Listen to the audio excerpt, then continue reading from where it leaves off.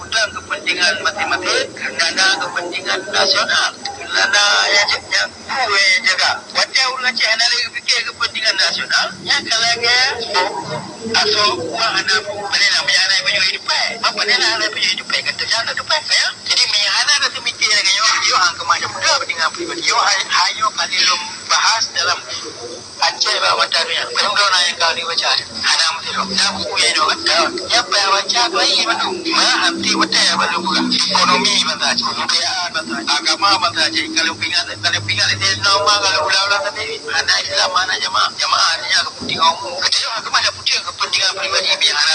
kepentingan nasional ada kepentingan bangsa dan kepentingan bangsa dulu betul di kepentingan pribadi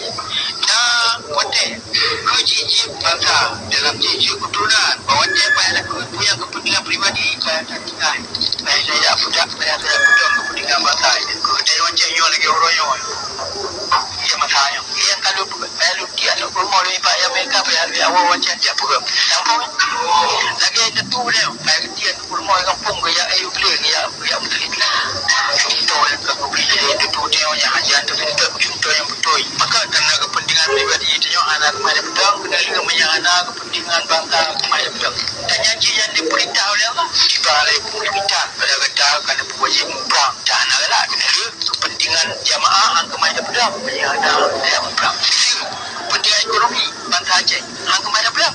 menyana yo kepentingan ekonomi bangsa Aceh yo dalam kepentingan bangsa ya kepentingan ekonomi bangsa Aceh yang kepada pedang kata orang roh biar kata orang roh yang orang jaga kepentingan nafsi je yang kepada pedang kepentingan ekonomi bangsa Aceh kepentingan politik kita yo hanya merdeka kerana dia tahu bangsa tapi kemerdekaan yo yang kepada pedang yang ada orang Aceh mana tahu jadi dalam kepentingan bangsa kita yo bangsa hanya ada tahu kalau bukan contoh kepentingan bangsa Aceh minimum tiba kepentingan bangsa Aceh bukan yo nak keluar Aceh dan no Aceh hanya tidak oleh bangsa lain hanya bangsa kau dari Belanda laut ia jajah katanya yo kepentingan nasional Aceh hanya ada betul sudah yang berkata yo royo pun nak keluar Aceh naik perintah oleh bangsa luar yo mana je kata bangsa Aceh hanya ada betul kepentingan kebangsaan Aceh kepentingan nasional Aceh ke hanya ada pokok kata bawa kesalahan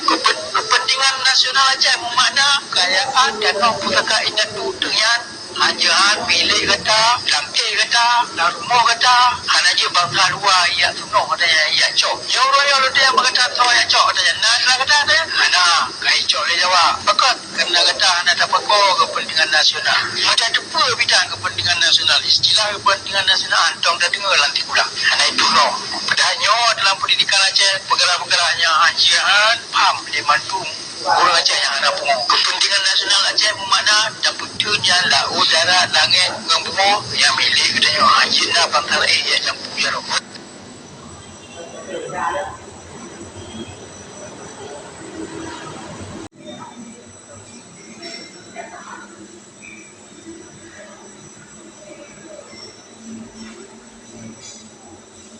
yang pelindung atau ya ada mana pun yang ke ya tahuan ada jawai pajuli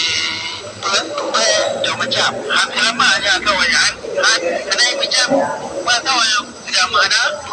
yang kepentingan nasional menaji hubungan dengan kepentingan pribadi kalau yang mungkin dia ada putang kepentingan matematik kerana kepentingan nasional kerana yang kue jaga wajah ulang cik anak lagi fikir kepentingan nasional yang kalau ke